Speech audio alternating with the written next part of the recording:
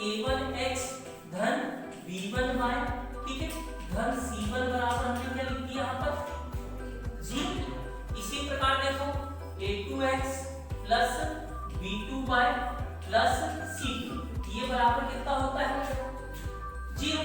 अब अपने को कौन सी विधि हल करनी है इसमें, वज्र गुणन। कौन सी विधि, तो देखना चाहिए, तो वज्र गुणन विधि से x बराबर, ठीक है, और y बराबर, ठीक है। अब क्या, तो इसके लिए एक ट्रिक बता दूं मैं, पक्का। क्या बोला मैंने, पक्का। तो मतलब समझो आप, ये देखो ये पक पहले दो ले लो, तो पक, और बाद में जो देखना जरा क्या है आप, क्या है आप, ठीक है। तो यहाँ पर जब अपन हल लिखेंगे तो ये लिखे अपन ने पक, तो देखना x बराबर हमने लिखे पक बटे आप और बा, तो क्या हो गया ये आप, ठीक है। ऐसे ही देखो अब क्या होना चाहिए, सामने आगे मतलब का, क्या लिखे अपन ने का, और बटे आप, ये दोनों में होने चाहिए, ठीक है।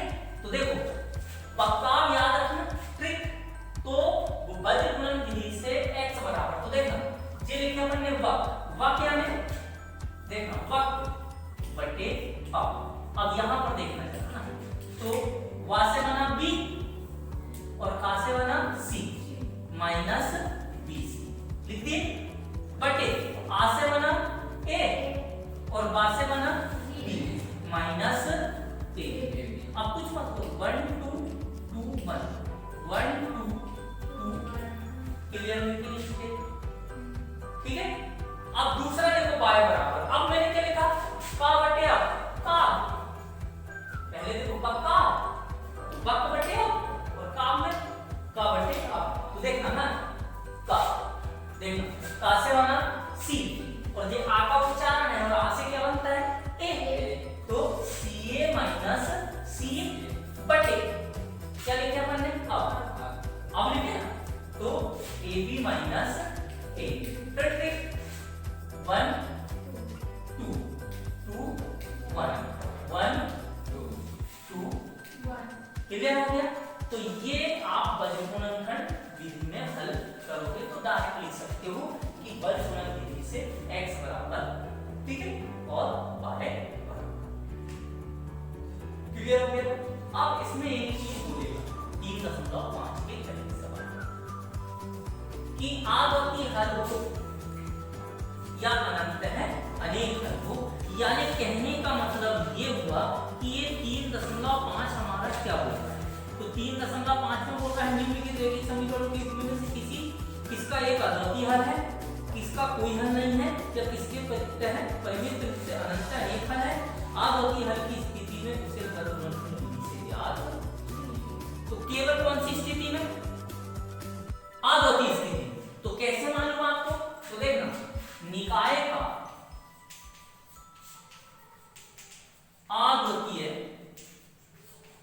हल होगा यदि, अब देखना चाहिए ना, मैंने पहले वीडियो में आपको बताया था, तो a1 बटे a2 बराबर नहीं होगा b1 बटे, तो जिसका हल केवल ये आएगा तभी आप कौन सी विधि यूज करोगे, वज्र गुणन विधि।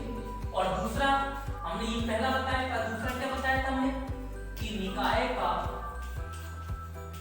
कौन सा हल, कोई भी हल नहीं होगा। चलो यहां से बोलो जरा, a1 बटे a2 बराबर b1 बटे b2 और ये बराबर नहीं है c1 बटे c2। और तीसरा भाग देखो जरा, तीसरा भाग, तो तीसरा भाग क्या होगा, निकाय का अनंत है अनेक हल होगा यदि, चलो यहां देखना है a1 बटे a2 बराबर है b1 बटे और ये बराबर है c1 बटे आगे समझ, ये तीनों स्थिति मैंने पहले तो बता दी, अभी और बता दूं यहाँ यूज होगा। और अब चौथी चीज, संगत युग्म क्या होते हैं, बोलो संगत तो जिसका हल आगति होता है तो वो क्या कहलाता है? संगत। तो जिस निकाय का हल आगति और अनंत है, अनेक हल होते हैं, तो ऐसे युग्म क्या कहलाते हैं? संगत युग्म। याद रहेगा क्या बोला मैंने कि जिन निकायों के हल कैसे होते हैं? आगति और अनंत। यानी यहां पर लिखना पड़ेगा कि जिन निकायों के हल कैसे होते हैं? आगतीय एवं बोलो अनंत है, अनेक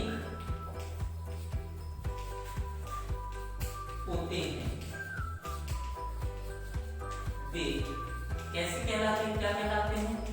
संगत युग्म कहलाते हैं। अब इनको छोड़ दो तो यहां पर अपन देखो असंगत युग्म। कौन सा युग्म? अब इसको परिभाषित करना तो अपने को क्या बोलेंगे भाई कि जिन निकायों का एक ही बचा, वो कौन सा बचा? निकाय का कोई भी हल नहीं होगा, कोई भी हल ना हो। तो हम यहाँ पर क्या लिख देंगे कि जिन निकायों के हल कैसे होते हैं? कोई भी हल नहीं होते। ठीक है, तो वे क्या कहलाते हैं? असंगत युग्म कहलाते हैं। तो हम क्या लिखेंगे यहाँ पर? बोलो जल्दी से। जिन बोलो निकायों का कोई भी हल नहीं होता है, वे क्या कहना है? असंगत युग्म कहलाते हैं। ठीक है, क्लियर हो गया? चलिए एक प्रश्नावली 3.5 है। क्वेश्चन नंबर का कह रहा है कि निम्नलिखित समीकरण के युग्मों में से किसका आगोती हल है, किसका कोई हल नहीं है, या किसके अपरिमित रूप से अनेक हल है। आगोती हल की स्थिति में उसे बजमन विधि से ज्ञात कीजिए। चलो चेक करते हैं। पहला सवाल है। सबसे पहले सवाल को हम जैसे ही तैसे लिख देंगे। लिखते हैं तो क्या लिखेंगे? x ऋण 3y ऋण 3 बराबर 0 तथा और बोलो 3x ऋण 9y ऋण 2 बराबर 0 की तुलना, ठीक है, किससे करेंगे? जल्दी से बोलो। a1x धन b1y धन c1 बराबर 0 तथा बोलो a2x धन b2y धन c2 बराबर 0 से करने पर। तो जैसी तुलना करते हैं तो यहाँ देखो, यहाँ x का गुणांक कितना है? a1। यहाँ पर देखो x का गुणांक कुछ नहीं है तो हम कितने मानते हैं अपनी तरीके से? a। तो a1 बराबर कितना मिल गया आपको? क्लियर? अच्छा, b1 बराबर देखो तो b1 बराबर देखो कितना है? अरे चिन्ह सही, -3। तो b1 बराबर कितना हो जाएगा? -3। अच्छा, c1 बराबर देखो तो c1 बराबर कितना? -3। क्लियर हुआ? अच्छा, अब a2 बराबर देखो, a2 बराबर देखो यहाँ पे कितना है? 3। x क्यों है? गुणांक है x का। और b2 बराबर देखो तो b2 बराबर -9 और c2 बराबर बोली -2। चलो क्लियर? चलो यहीं से देखते हैं ना, a1 बटे a2 बराबर, चलो a1 का मान देखो कितना है? 1। तो 1 बटे a2 का मान 3। चलो b1 बटे b2 बराबर, तो b1 का मान बोलो -3 बटे b2 का मान बोलो कितना है?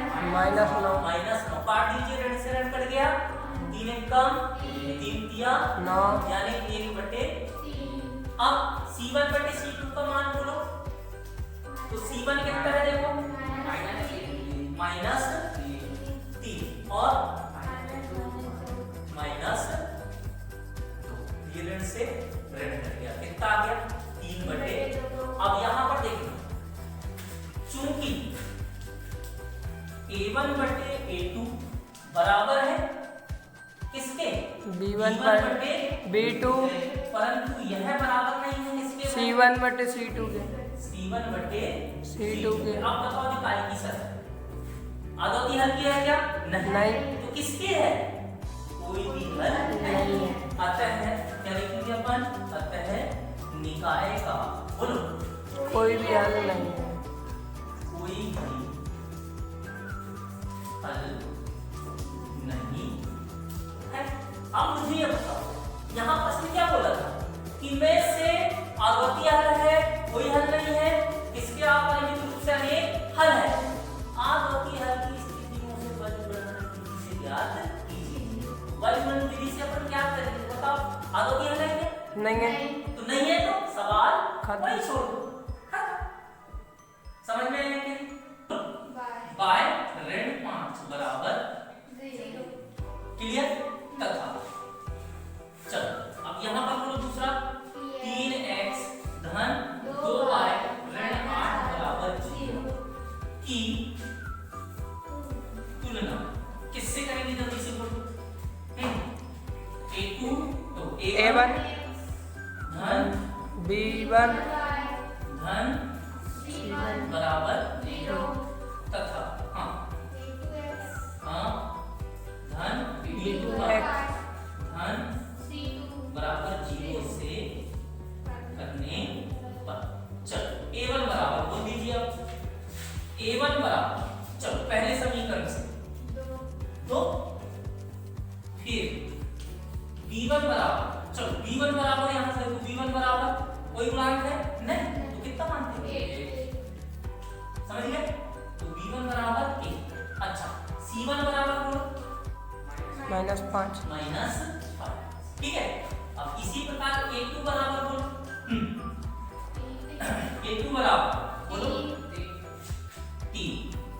चलो B2 बराबर बोलो 2 B2 बराबर 2 और C2 बराबर बोलो -5। क्लियर हो गया? अच्छा A1 बटे A2 चलो A1 का मान कितना? 2 बटे A2 का मान 3। क्लियर हो गया ना?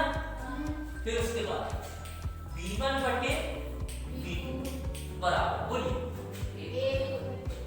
कितना? 1 बटे 2 और C1 बटे C2 C1 का मान बटे ऋण से ऋण कैंसिल 5 बटे। अब यहाँ पर चूंकि करके बोलना पड़ेगा A1 बटे A2। ठीक है। अब देखो ये बराबर है क्या? नहीं इसके B1 बटे अतः निकाय का कैसा हल है? बोलिए निकाय का आवर्तीय हल है। हल है। अब आवर्तीय हल है तो कौन सी विधि लगाएंगे आप? वज्र गुणन कर तो हम क्या लिखेंगे? वज्र गुणन विधि से। विधि से। चलो बोलो जरा हाँ वज्र गुणन विधि से। चलिए x बराबर ठीक है क्या बोला था मैंने ट्रिक? वक्राब्ज बटे बक्का था तो क्या हो जाएगा? बक बटे यानी बक्का। मैं यहाँ बता रही हूँ बक्का। चलो x बराबर क्या हो गया? बक बटे लास्ट में अब या आप जो लिखना और y बराबर देखो का बटे ठीक है। तो यहाँ से देखो जरा x बराबर क्या है हमारा? बक तो बा से बना b और का से बना c तो bc माइनस बटे अब ab माइनस चलो 1 2 2 1 1 2 2 ऐसे ही इसका मान निकालेंगे अपन। बाय का चलो y बराबर बोलिए का यानी c और आधा उच्चारण है तो a तो ca माइनस पक्का 1 2 2 1 बटे बिल्कुल same ab minus a 1 2 2 clear या नहीं? बन जाएगा आप लोगों से। अब आगे चलो x बराबर चलो b1 देखो कितना? 1 है तो 1 बोलिए C2 देखो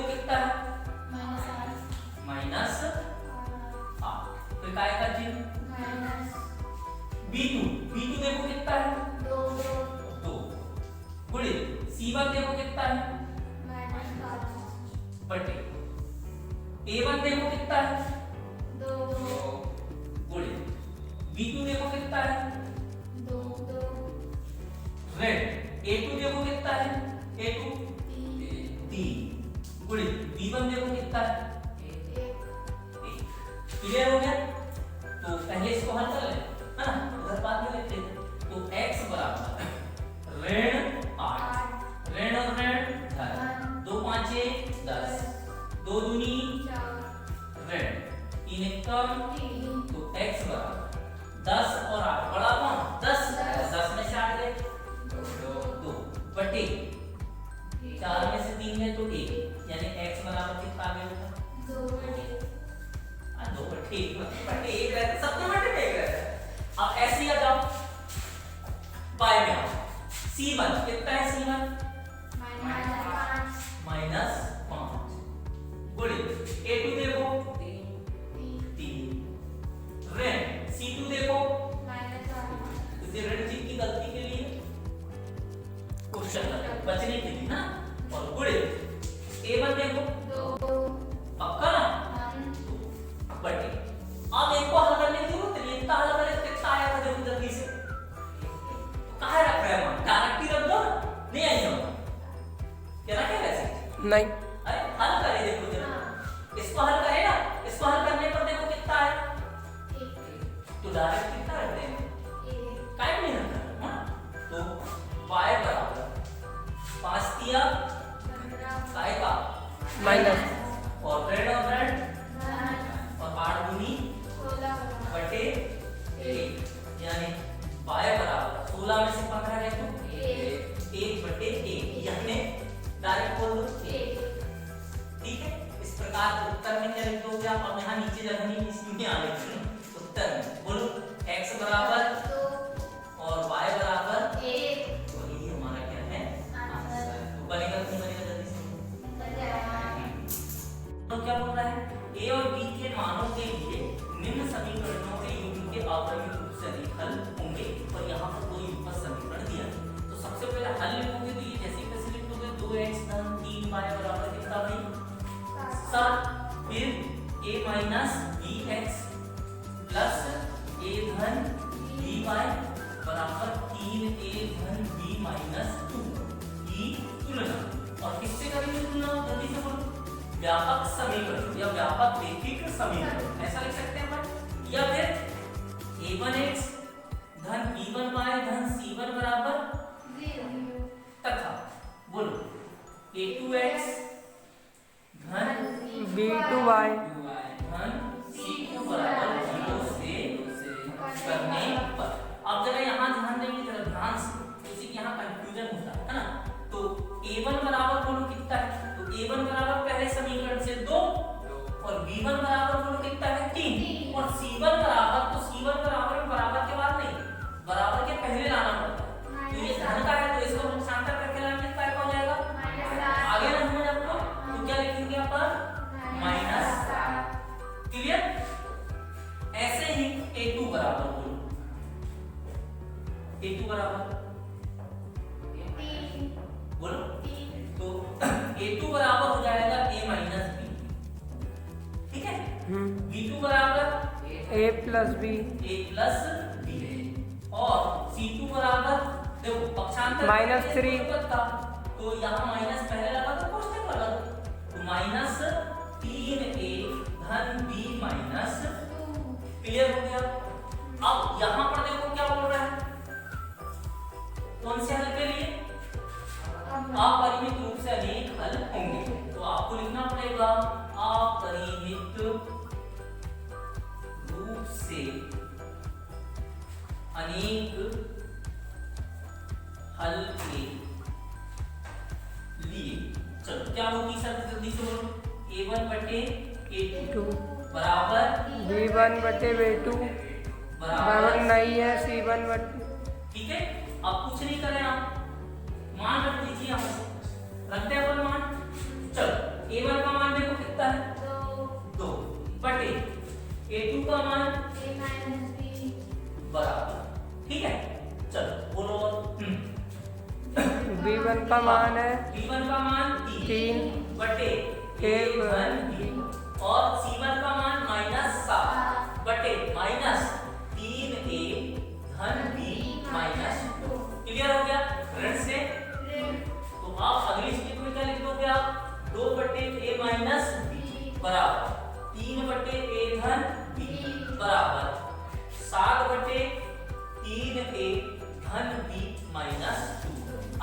छू मत करो, यहाँ से एक बार में इसको ले लो, करें बना, चलो बोलो जरा, 2/3, वो सॉरी 2/a माइनस बराबर 7/, बोलो बोलो ना, 7/3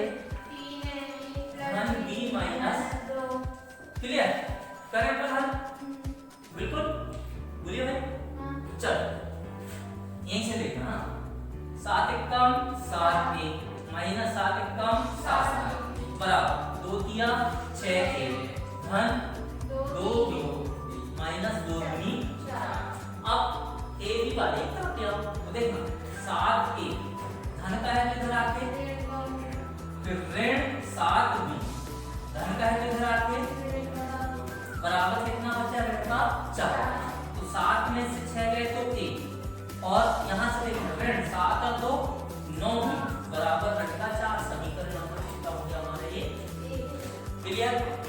अब एक बार में ये ले, चलो बोलो सर, 3/a धन b बराबर 7/, कितना 3a प्लस b माइनस 2, चलो त्रिया गुणा करो, 3 तिया 9 धन 3b ऋण 3 दूनी 6 बराबर 7a धन 7b, क्लियर। चलिए आ जाइए अब 9a, ठीक है, पक्षांतर कर दो, इधर जाके ऋण का, तो ऋण का 7a, क्लियर। फिर उसके बाद कितना है यहाँ धन का 3b, तो ये पक्षांतर होगा तो ऋण 7b बराबर, अब ये ऋण का है तो इधर जाके, ठीक है, तो 9 में से 7 गए तो 2, अब देखना ऋण चिन्ह, तो ऋण तो चिन्ह बड़ा है, और 7 में से 3 गए तो 4 बराबर 6, 2 से भाग दे दो भाग, तो 2 एक कम 2 दूनी और 2 दिया, यहीं से a का मान निकालो, ऋण 2b को पक्षांतर कर दो, तो ऋण का किधर जाके, तो 2b धन कितना हो गया 3, अब इसको समीकरण एक कर दो, इसको दे दो समीकरण नंबर कौन सा 2, समीकरण एक में किसका दिया a का मान रखने पर, चलो रख दो जरा फट में से, रखो a का मान देखो 2b रखो ना प्लस 3 धन 3 ऋण 9b बराबर ऋण का 4, चलो अब कितना बचा ऋण का 7b बचेगा, और ये धन का है इधर जाके ऋण का, तो बराबर ऋण का 4 ऋण का 3, ठीक है, तो ऋण का 7b बराबर ऋण का 7, ऋण से इसीलिए b बराबर 7/7 बढ़ गया, तो b बराबर कितना हो गया, चलो क्लियर हो गया, जल्दी से बोलो जरा, a है तो a है, पहले पूरा पूरा ले लो 2b + 3, अब a बराबर 2 गुणित b का मान कितना है a धन 3, तो a बराबर तो एक कम 2 धन 3, तो a बराबर कितना हो गया 5, ठीक है। इस प्रकार उत्तर में जब अपन लिखेंगे तो हमको क्या लिखना पड़ेगा, a बराबर कितना है वही 5 और b बराबर कितना है 1, क्लियर। तो अब हम क्वेश्चन नंबर 2 में जाते हैं, दूसरा में क्या बोलता है a के किस मान के लिए निम्नलिखित समीकरण युग्मों का कोई हल नहीं, तो सबसे पहले जो हम हल लिखेंगे तो हल में आप क्या करेंगे, इसको व्यवस्थित लिख लीजिए, यानी 3x धन y बराबर है, पक्षांतर कर देंगे का, तो ऋण का 1 बराबर कितना हो गया 0, इसी प्रकार यहाँ से देखो 2k - 1 इंटू कितना हो गया x धन k - 1 y, अब यहाँ से पक्षांतर कर देंगे तो ऋण का,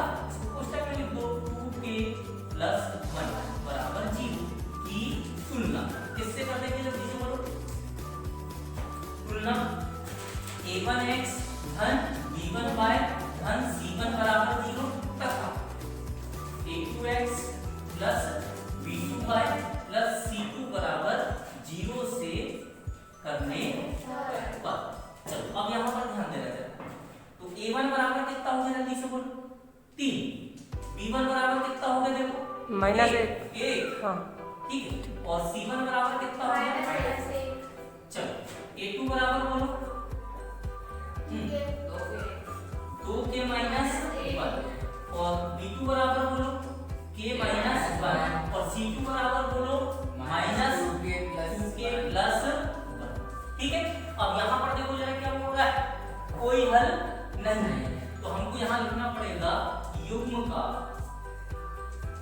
कोई हल ना हो के लिए।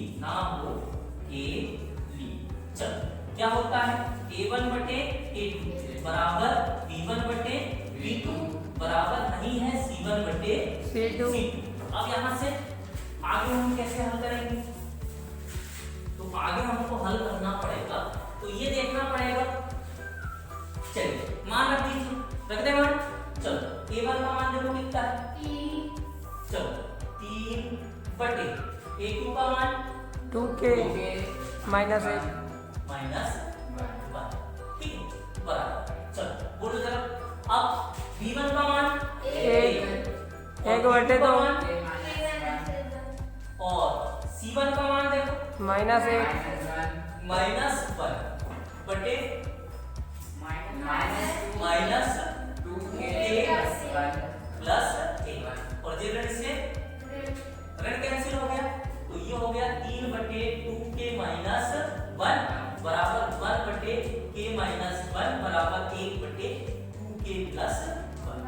ठीक है, अब ये दो ले लो, तो ये हो जाएगा 3 बटे 2K माइनस 1 बराबर 1 बटे K माइनस 1।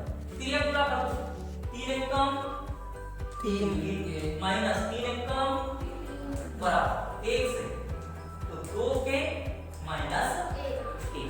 चलो एक तरफ कर दो K के वाले, एक तरफ बचा एक तरफ, तो ये धन का है किधर जाके माइनस 2K, तो 3K माइनस 2K बराबर ऋण का है किधर जाके, तो यहाँ देखो जरा क्या है, ऋण ऋण 1